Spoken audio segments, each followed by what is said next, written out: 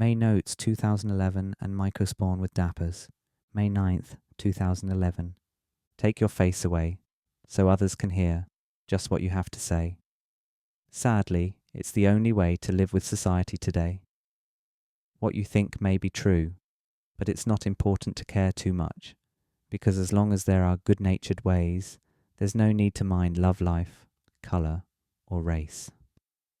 People will be the way they are, because they have been taught a way to think, so don't let it get you down, because they will be the ones who sink. May 11th, 2011. The tractor. I've gone through the circuit, switched around the lanes. I've been on several detours, stretched out my veins. They say I'm working harder for the greater run, the medal-winning race to blame it all on. But who's to say how better I'm getting, and that others are less likely to fall? Mycospawn with Dappers. My time at the Dapper Brothers' house party started in the early evening.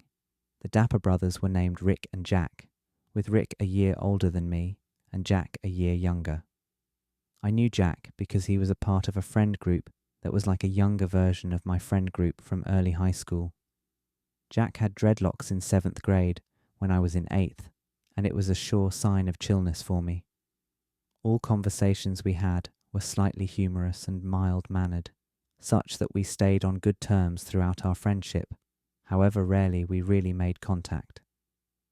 His older brother Rick was much the same, alternative style, intellectual, polite, and interested in the nuances of power use while listening to music. They had planned a house party come nightfall, a modest one with 20 people, but a party nonetheless, and they wanted me to play some of my music for a portion of it.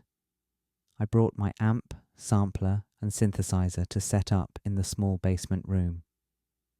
The first order of business, however, was to consume green power and walk in the Dappers' private woods. We walked across large rock formations dispersed throughout the pine forest as the sun set. Rick, Jack, and their few friends revealed their intentions to take Mycospawn in a couple hours. The prospect pleased me.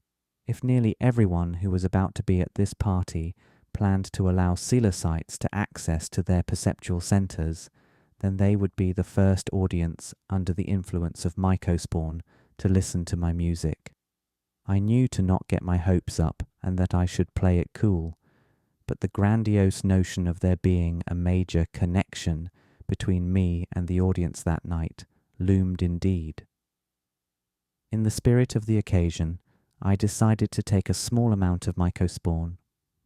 It was a much smaller amount than I usually did, and I planned it that way, so that I could both maintain functionality and be on more or less the same page as everyone else.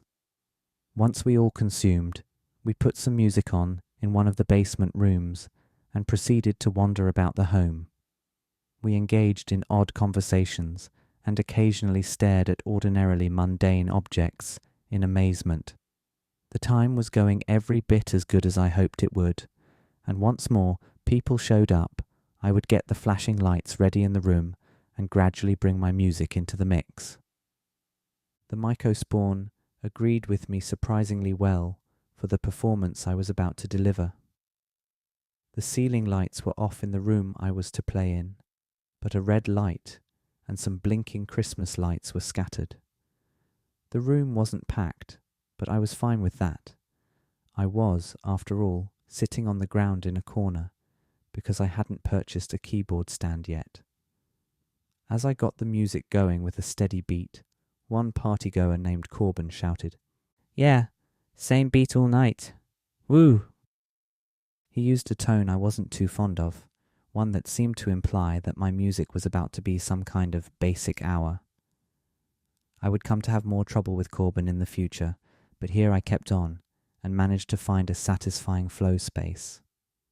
I got to a point, with the Mycospawn, where it appeared that the outlines of my synthesizer and my fingers widened and waved, but I kept playing exactly what I wanted to play without thinking much about it, to my surprise. Usually I felt like I had to put in some effort to not get nervous or shaky, but in this case I felt like I could have watched one hand play while the other fed me beer. I felt like all the while I could have pondered something else unrelated, and still would have casually killed it without an ounce of anxiety. There wasn't much more to that night, but it was a successful time of group Mycospawn consumption, and that was important. I felt hope that I would continue to run into like-minded people and would eventually reach greater heights with music and Mycospawn. That being said, I figured I probably wouldn't roll the dice with being in the great unknown while performing again, since I felt lucky enough to get away with it once. Junior year was almost over, a year of major self-empowerment and growth. What riches could my 18th year hold? I could hardly contain myself.